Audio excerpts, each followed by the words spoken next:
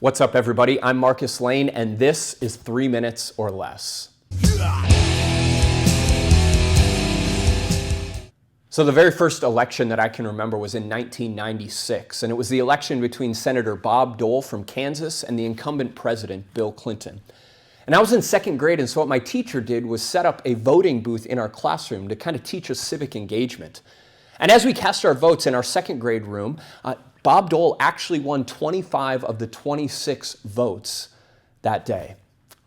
So you could imagine that I was devastated and I was shocked when I went home and found out that Bill Clinton would go on to win in a landslide, capturing both the popular vote and 379 of the 538 electoral votes that were available. Now here's why I tell this story.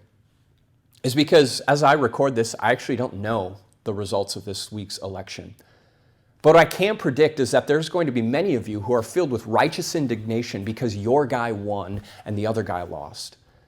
And I can also predict that many of you are going to be filled with fear and dread over what the next 4 years are going to look like in our country because your guy lost and the other guy won.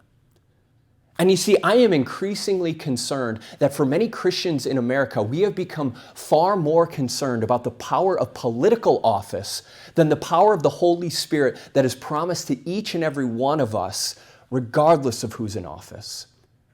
And I'm concerned that we have traded faithfulness to the mission of God for commitment to political ideologies. You know, in the early church, their most simple and basic confession was simply Jesus is Lord. And this was a decidedly political confession, and it wasn't one that just sort of took one side against the other in the political debates of their day.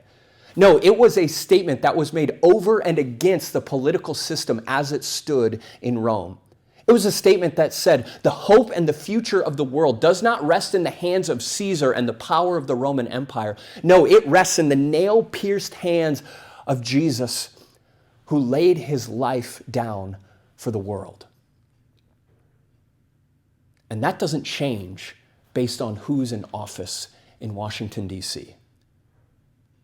And it also reminds us that God has much bigger things in mind than just the future of America. He has in mind the future of this world. Friends, don't put your trust in princes, in kings, in presidents, and elected men in whom there is no salvation. But there is a God who works justice for the oppressed, who feeds the hungry and clothes the naked, and he's made himself known not on a throne, but on a cross. Put your hope in Jesus, because there is salvation in no one else. And that doesn't change based on our elections.